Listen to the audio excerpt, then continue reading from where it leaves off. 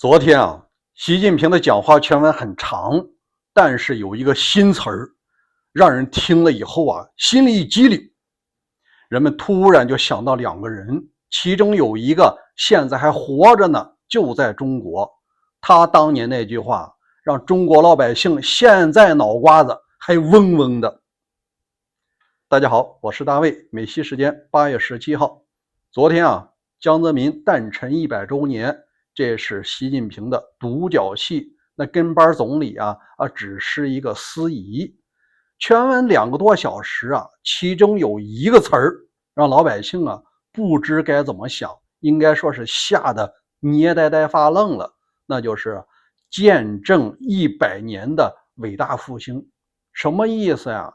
见证100年，1949到2049这老习要干到2049有很多人说他有这想法，恐怕老天爷也不一定给他这个机会吧。但是我经过详细的数据测算我是比较悲观的。不信咱就来理一下。你要说评价他能不能干到2049也就是再干23年，那取决于3个关键因素。一个，身子骨还行不行，有没有长寿基因；第二个，他接下来的所处环境能不能盯得住；第三个，那就是意外突发的事件，比方说什么党内政变什么的。咱先说第一个关键性因素吧，一个人能不能活到那个岁数，关键是父母的基因。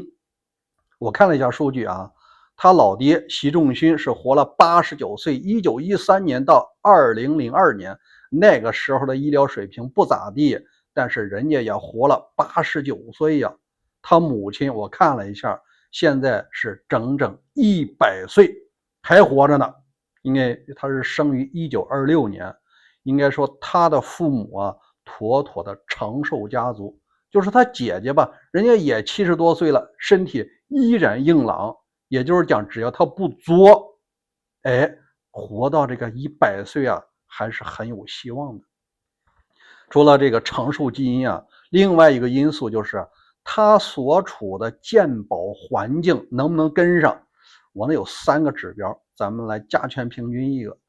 第一个呢，就是党内的元老宋平，今年刚刚去世，他是活了109岁，因为他是生于1917年嘛，今年刚走。那另外一个党魁江泽民呢，他是活了是98岁。你看看，按照现在的健保条件你这4个人平均数是多少？是98.5岁，也接近100岁了。也就是讲只要他不作，活100岁问题不大，完全能够超越2049。所以说老习在73岁得出这个结论他还是收着说呢。随着接下来150工程的技术进步，比如什么换内脏什么再有一些新的干细胞疗法呢，他认为这150岁呢也不是不可能所以你看看，有人讲了，那邓小平不才活93吗？但是您别忘了，邓小平去世的时候1997年，那时候有基因疗法吗？没有吧。所以说老百姓想到这儿，他就突然明白了，老习这年头怎么着也得往100岁里奔了。那咱们说第二个因素，你除了基因有长寿的，再就是环境还不错，第二个关键因素就是他有没有可能作。就是你在所处的环境中经常要党内斗争和美国斗这玩意儿他也折寿。那就看他接下来的20多年是如何度过的了。你看老毛，如果说他的饮食习惯改变，把烟戒了红烧肉戒了，把那些这个伤身体的事儿戒了，不再党内斗争了，他不只能活到83岁。所以老习看在眼里他的想法志向很大，他应该要超过毛。接下来我们来看看这个第3个因素，那就是意外事件和突发的政变。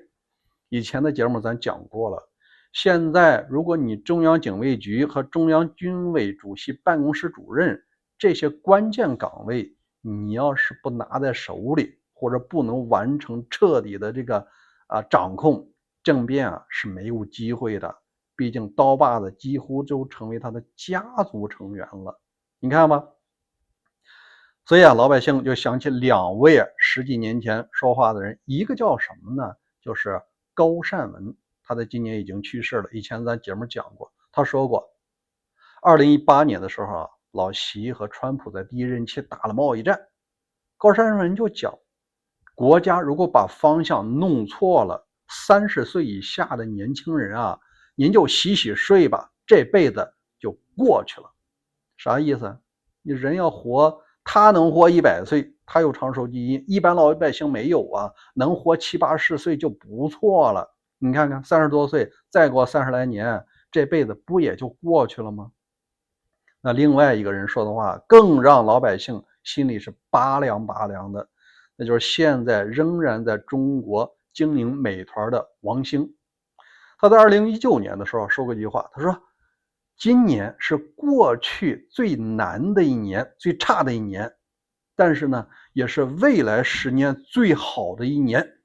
这话呀，现在过去7年了，是不是应验了呢？有多少人怀念2019年那时候经济还8%呢，对不对？所以说啊，老百姓啊就要考虑，为啥人总是要怀念江珠时代呢？虽然那时候有各种各样的问题啊，但问题是货比货等于扔啊，你得靠同行的陪衬。我总结了一下，现在的老百姓啊，怀念这个江珠时期或者是胡温时期啊，主要是3个方面。你和老习比，那个时候是牢牢的以经济建设为中心，大家想办法呢，一起来搞钱。你共产党搞钱的同时呢，也让老百姓有碗肉汤喝。那更关键的是啊，老习现在他不是以经济建设为中心啊，他所有的归因点就是以国家安全、党的执政地位安全，你也可以把它划等号，叫老习的执政地位安全。至于说经济发展，你得放在第2位了。如果经济发展了，我的经济这个执政地位软了，有危险了，还不如不发展呢。他就这么想的。那第2个因素就是党内的环境。你无论是这个胡时期叫九龙治水，江时期呢叫大家一起发财，一起贪。哎，你垄断能源啊，我垄断国安，你垄断别的金融系统，大家都有饭吃。但是到习时期啊，重要的岗位，能源啊、国安啊，那都是习的亲信和家属、家族在搞了，其他人你是不能碰的。你看，这是自己吃蛋糕吧？第3个也是非常重要的，无论是江湖时期还是后期啊，尤其是中共愿意搞全球化，因为必须要赚全世界的钱，把中国人拿命和环境换来的产品卖出去，然后换来大量的外汇，把中共的执政实力啊搞得强强的。但现在老习在搞什么呢？斗争啊，他所谓的伟大斗争主要是和美国的斗争和欧洲的斗争，无论是贸易方面的还是地缘政治方面的。你要这么搞下去，老百姓一横向比较，经济建设中心没了，现在变成这个出国都不方便了。第2啊，就你家发财，其他人都发不了财。第3个，你到处树敌，到处斗争，这日子啥时候它是个头呢？现在距离2049啊还有个23年，我相信啊，一般的老百姓可能不一定能等到那一年了。也有人讲，那中国的民主化就没希望了吗？哎，不一定。什么时候中国的民众羡慕新加坡、羡慕台湾的民众，愿意付出他们那样的代价的时候，那就是中国民主化转型的希望所在。好，咱们进一步观察吧。欢迎关注大卫观点和大卫看世界2个频道，咱们经常都有更新。明天再会。